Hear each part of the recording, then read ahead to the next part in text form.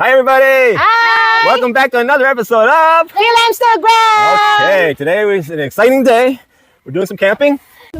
Today is a very special episode because we are here with... Tricycle Diaries! What is good, fam? What's going on? It's your boy, Benjo. And I'm Ross. Magandang hapon, magandang umaga sa lahat, wherever you're watching. So, we're here. Saan ba tayo ngayon? Sa Amadeo Cavite. Nasa Balite Hideout tayo ngayon. Ayan, nakikicrush tayo sa FilAmstagram. Yes, this is our first time to do a collaboration To do with a our collab. fellow Vanlifers. Vanlifers. Pero ngayon, wala kaming van. Yeah. So, Magta-tent pitching lang magta-tent kami. pitching kami. But it's very exciting kasi matagal na namin gustong gawin yung to do an adventure, to do a camping with friends, and finally it happened after 3 years that we've been going back and forth online. So it's here. Finally, it's a good camp spot. Meron daw mga parang waterfall, tama ba? Yeah, may mini falls, may ilog po. Oh, ilog. So we're gonna explore that and we're just gonna have parang chill lang tayo ngayon.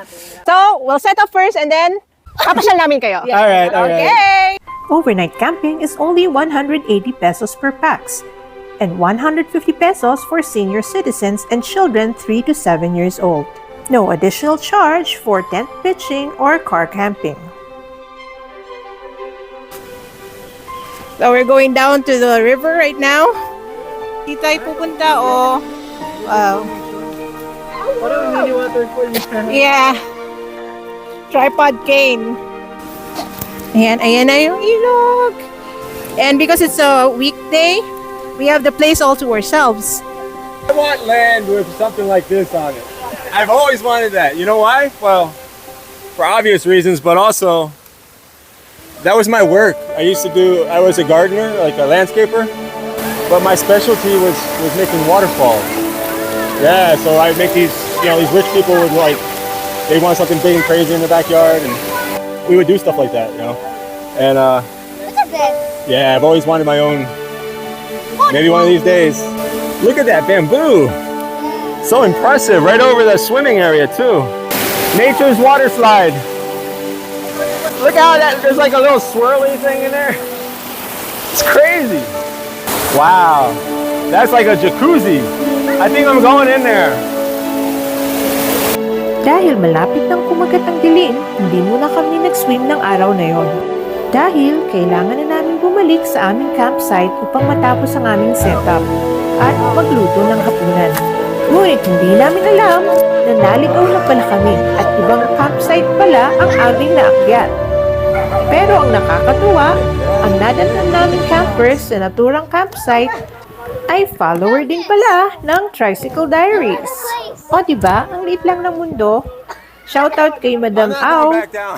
Nice to meet you po.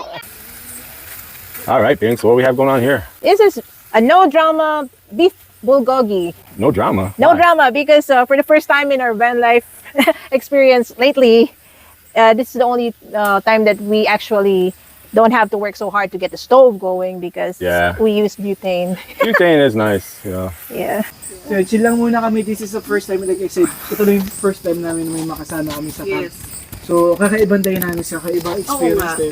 Masaya. I mean, kasi pag kami lang dalawa, talagang trabaho. Kasi, what's content, diba? Content creation is like, so trabaho tsaka camping. But ito, may mga kausap, pag wala kang asin, meron kang Iba. Oo, yan.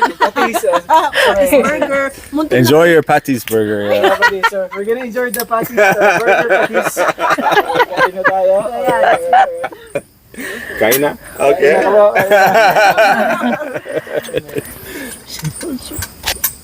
Over the flame.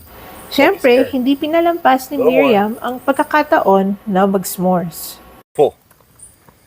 Yeah, there you go, Miriam. You did your perfect s'more.